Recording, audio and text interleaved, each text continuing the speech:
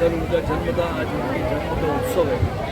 और श्री कृष्ण जन्मोत्सव की मैं सबसे पहले सभी देशवासियों को शुभेच्छा देता हूँ।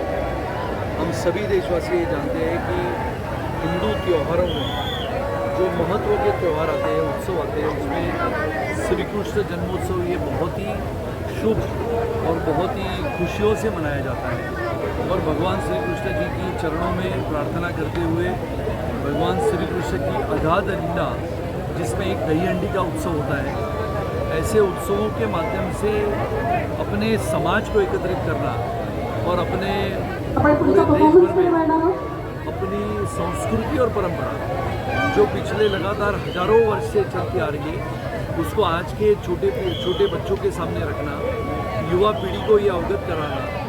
कि ये देश में भगवान श्री कृष्ण जी की जो परंपरा थी, जो एक रुतबा था और श्री कृष्ण की महाभारत में जो भूमिका थी, उस भूमिका को भी आज के नौजवान उसको पढ़े, उसको देखे, उसको सीखे और इसके लिए ये अपनी परंपरा के अनुसार का ये सबसे बड़ा महोत्सव है। तो लोगों को क्या मैसेज देना चाहेंगे आज के दिन? लोगों को यही संदेशा देना चाहेंगे कि समाज इस नाते, हम जिस देश में रहते हैं, हमने इकट्ठा होते हुए अपनी संस्कृति और परंपरा का रक्षण करना चाहिए। ये परंपरा हजारों वर्ष से चलती आती है और हजारों वर्ष से चलती आती हुई परंपरा का ज्ञान और उसमें से आने वाली संस्कृति हमारे आज की पीढ़ी को भी मिले, उससे ये पीढ़ी समृद्ध हो, विकसित भारत के साथ विकसित अपना नागरिक हो। इसके लिए ये महोत्सव का कार्यक्रम हम करते हैं और मुझे लगता है निश्चित रूप से आने वाले समय में आधुनिक भारत के साथ आधुनिक पीढ़ी जब बढ़ेगी तो भारत की संस्कृति और परंपरा जो विरासत में मिली है उसको आगे लेके जाने का मौका हम सभी आज के नौजवानों को देंगे। देखा जाए कि विपक्ष द्वारा धार्मिक चीज़ों को भी राजनीतिक रंग दिया जा रहा है, तो उस पर कुछ कहेंगे? विपक्ष के द्वारा धार्मिक विषयों को राजनीतिक रंग देना, ये तो विपक्षों की पुरानी चाल है और इसके लिए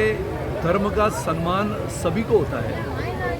और स्वाभिमान और सम्मान करना ये तो हिंदुस्तान की एक परंपरा रही है और इसके लिए जब चुनाव आते हैं तो विपक्ष के राजनीतिक करने वाले लोगों को ये बातें ध्यान में आती है कि धर्म के आधार पे चुनाव